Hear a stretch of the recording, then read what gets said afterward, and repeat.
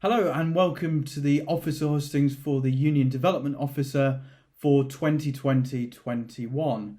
We've submitted your questions to both of the candidates and they've provided us with either a written response or a recording. If people haven't submitted any response, then unfortunately they've been unable to contribute to this particular hustings. So first of all, we're going to go into our first question.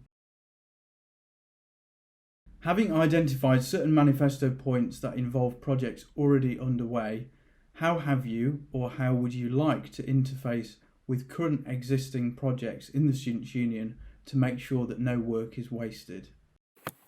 As a current officer, I'm already involved in many projects within the SU, and as part of my role as president, I have a knowledge of all the major projects and that kind of oversight of where the SU is going. That means I'm already well versed, I know what's going on, and as such I can continue to ensure that my efforts go in the right places at the right time.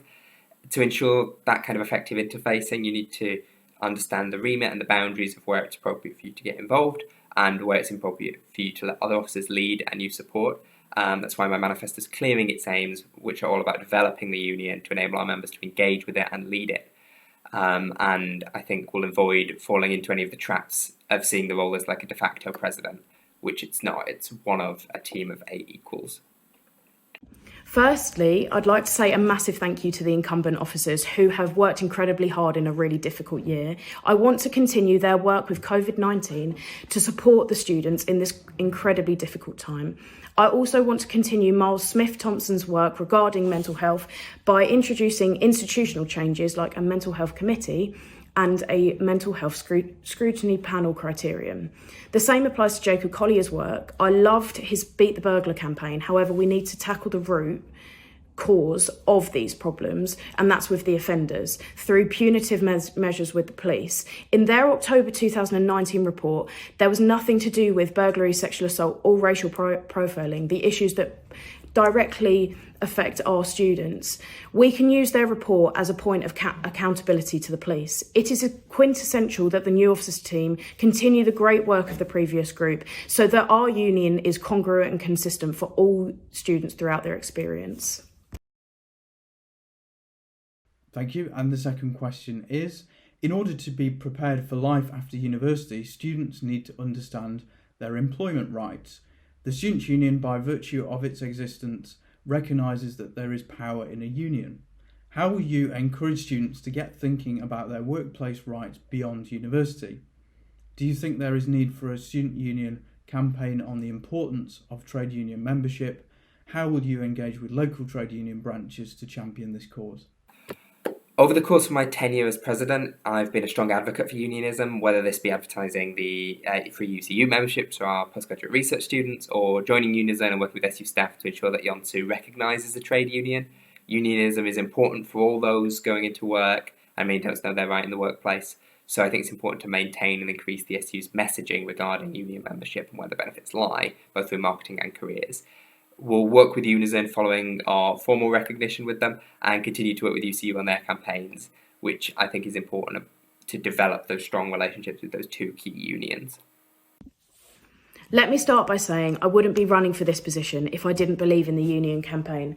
Of course, graduate markets are so difficult to get into nowadays, so it's crucial that our union get trade unions in to talk about our students' rights when they go into work. We can do this through talks, poster campaigns, and secondly, make sure that all students know that trade unions are for everybody, no matter their political views. But it would be wrong to suggest that trade unions are the only way that we can help students after graduation. I believe that we should create more partnerships with more firms outside of just PwC. Having worked with the Law Society, I've worked with more than 40 firms, so I know what it's like to build those relationships with external businesses. And the third question is, how will you gain back the trust of the student community? There has never been a more important time for students to have an effective students' union. COVID-19 has made that abundantly clear.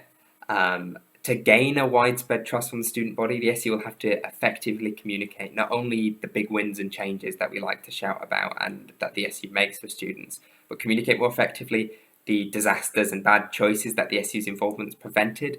Most of our work goes unseen, and that's a problem. having a clear and easy to digest website and comms strategy will be vitally important to achieving this.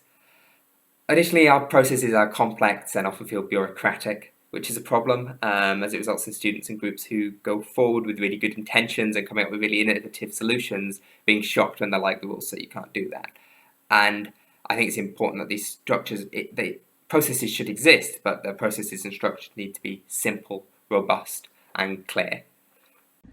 To restore trust within the union, we have to let the students know that we are out for them. That means that their concerns are heard and then acted upon. I want to attend more events so that I become more personal to the students and that you can voice your concerns face to face to me. This increases accessibility, approachability, and then accountability. Once I know what you want and need, I will put referenda to the students, which will bind my actions, and then I will act upon them. I'm not scared to take a challenge. One issue that faces us at the moment is consecutive exams, and that puts a massive pressure on the students. I'm not scared to create the dialogue between the SU and the faculties so that student services know what they should be doing when creating the exam timetables. It might be a long process, but I'm not scared to start that now. To improve trust, we have to place trust back within our students and give their voice back. And the fourth question is quite a bit of a long one. Engagement with the Students' Union is incredibly low in comparison to at other universities. A large portion of students feel that the Student Union officers prioritise their intentions on changing the names of roles or redistributing responsibilities as opposed to improving the experiences of current students. Please give examples of meaningful, noticeable change you intend to impose during your term as Union Development Officer, and give examples of how you intend to increase student participation. While changes to roles and names can be significant and impactful, it isn't always the answer. The SU needs to fix many of its problems by changing.